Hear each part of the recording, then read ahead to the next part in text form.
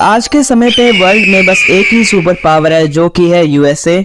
हाँ, only USA, but other countries जैसे कि चाइना, इंडिया, यूरोपियन यूनियन, रसिया को आज वर्ल्ड नेक्स्ट सुपर पावर मानता है। तो क्या इंडिया भी सुपर पावर बन सकता है? और सुपर पावर बनने के लिए हमें कौन सी प्रॉब्लम्स है जिनको हमें सुधारना होगा? अगर हम सुपर पावर की बात करें, सुपर पावर की रियल डेफिनेशन है वो देश जो कि इकोनॉमिक लेवल पे बहुत ज्यादा स्ट्रांग हो, वर्ल्ड में सबसे ज्यादा इन्फ्लुएंस रखता हो, सेल्फ रिलायंट हो, उसका इफेक्ट पूरी दुनिया में ऐसा हो जैसा और किसी देश के पास ना हो। पहले super power USA and USSR दोनों थे। यूएसएसआर के टूटने के बाद अब वर्ल्ड में सिर्फ एक ही सुपर पावर बची है। इंडिया को भी आज वर्ल्ड इमर्जिंग सुपर पावर की तरह देखते हैं। इंडिया की अगर हम इकोनॉमिक लेवल पे बात करें, इंडिया आज के टाइम पे फास्टर ग्रोइंग इकोनॉमी में से एक है, क्योंकि एवरेज जो कि 6.5 से लेकर 7% के बीच में ग्रो कर रहा है। और 2030 जर्मनी जापान को पीछे छोड़कर वर्ल्ड की थर्ड लार्जेस्ट इकोनॉमी बन जाएगा। कुछ दिनों पहले ही भारत वर्ल्ड की फोर्थ लार्जेस्ट स्टॉक मार्केट बन चुका है।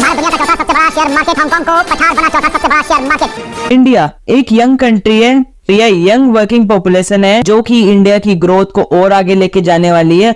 इंडिया की इकोनॉमिक ग्रोथ जिसके कारण according to CERB report USA and China जैसी बड़ी इकोनॉमी को पीछे छोड़कर ओवरटेक करके भारत 2080 तक दुनिया की सबसे लार्जेस्ट इकोनॉमी बन जाएगा। वैसे ही एक सुपर पावर के लिए सबसे ज्यादा जरूरी होती है उसकी मिलिट्री, जो कि वर्ल्ड में बहुत ज्यादा स्ट्रांग हो। अगर हम इंडिया की मिलिट्री की बात करें तो इंडिया की मिलिट्री वर्ल्ड की फोर्थ पावरफुल मिलिट्री में से एक है, जो कि यूएसए, रसिया एंड चाइना के बाद आती है। इंडिया अपनी मिलिट्री को मॉडर्नाइज कर रहा है, अपनी मिलिट्री बजट को भी बढ़ाते जा रहा है, बट चाइना जैसे बड़े दुश्मन के होते हुए ये बहुत ज्यादा कम है। हमें अपनी स्ट्रेंथ के लिए और ज्यादा मिलिट्री बजट की अभी जरूरत है। आज के टाइम पे नेवी का बहुत ज्यादा स्ट्रॉन्ग होना जरूरी है। अगर हम इंडिया की नेवी की बात करें तो इंडिया की नेवी भी एक ब्लू वाटर नेवी है, इन रीजन से बाहर हटकर दूसरे रीजन में भी जाके मुकाबला कर सके। और इंडिया अपनी नेवी पे बहुत ज्यादा काम कर रहा है, लेकिन इंडिया के पास आज भी अपनी जरूरत के मुताबिक की सबमरीन्स नहीं है, और ज्यादा सबमरीन्स की जरूरत है। और अपने इतने बड़े कोस्ट की सुरक्षा के लिए और एयरक्राफ्ट कैरियर की जरूरत है। ये अपनी जो प्रेजेंस है वो साउथ एशिया से वो ईस्ट एशिया में भी लेके जा रहा है, इसकी मिलिट्री स्ट्रेंथ को बताता है। ग्लोबल लेवल पे अगर हम इंडिया के इन्फ्लुएंस की बात करें, को जो इन्फ्लुएंस है वो पिछले कुछ दशकों में बहुत ज्यादा बढ़े हैं। वैसे तो मैंने इसके ऊपर एक डेडिकेटेड वीडियो बनाई है, मगर मैं आपको शॉर्ट में समझाऊं। और इंडिया अपनी संस्कृति के कारण दुनिया में अपनी सॉफ्टवेयर को बढ़ाते जा रहा है, जिसमें कि योगा, नमस्ते, आयुर्वेद वर्ल्ड में बहुत तेजी से उसका विस्तार हुआ है। विकसित देशों में चाइना के डर के चलते इंडिया का इन्फ्लुएंस बहुत ज्यादा बढ़ा है, और डेवलपिंग देशों का साथ देकर भी बढ़ा है। उनको सॉफ्ट लोन देना, कई सारे ऐसे प्रोजेक्ट बनाना जो कि उनकी जरूरत के लिए बहुत ज्यादा जरूरी है। G20 में अफ्रीका को ऐड करना, विकासशील देशों की जरूरत में हेल्प करना। भारत का ग्लोबल लेवल पर इन्फ्लुएंस तो बढ़ता जा रहा है, बट भारत खुद के रीजन में ही आइसोलेट होता जा रहा है। साइंस एंड टेक्नोलॉजी में इंडिया ने अपना साइंस सेक्टर प्राइवेट प्लेयर्स के लिए भी खोल दिया है। इससे स्काईरूट जैसे प्लेयर्स की इंडिया को और साइंस पावर बनने में और ज्यादा सहयोग देंगे। वहीं इंडिया के पास यूपीआई एंड मेट्रो की अगर हम तेजी से विस्तार देखें, रोड्स एंड हाईवे का मैसिव कंस्ट्रक्शन देखें,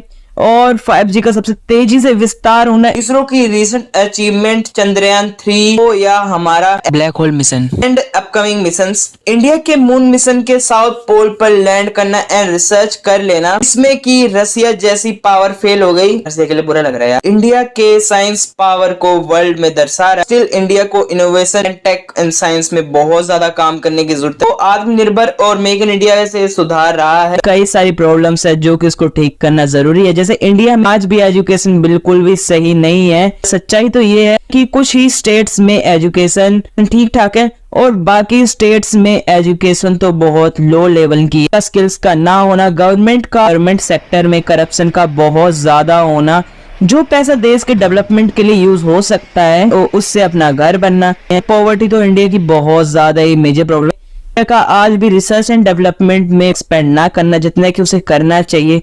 किस स्किल पर्सन के लिए लो सैलरी ऑफर करना, आपको लगता है कि ये कोई ज्यादा बहुत बड़ी नहीं, लेकिन नहीं, ये बहुत बड़ी प्रॉब्लम है, क्योंकि इसके कारण जो इनोवेशन हमारे देश के लिए हो सकती थी वो इनोवेशन दूसरे देश में होती है। किस स्किल पर्सन की वजह से दूसरे देश की नेशनलिटीज को अपना रहे हैं। सबसे बड़ा एग्जाम्पल तो हमारा इसरो ही है। सुपर पावर बनना एक बहुत ज्यादा हार्ड काम होता है, एक बहुत ही ज्यादा कॉम्प्लेक्स वर्क होता है। भारत के पास सुपर पावर बनने का पोटेंशियल तो पूरा है, इसका यूज इंडिया को सही से करना होगा, तभी हम भारत को आने वाले सालों में एक सुपर पावर देख सकते हैं। तो आपका इस बारे में क्या ख्याल है, कमेंट करके अपने विचार व्यक्त करिए। हम मिलते हैं आपको जल्दी, बाय।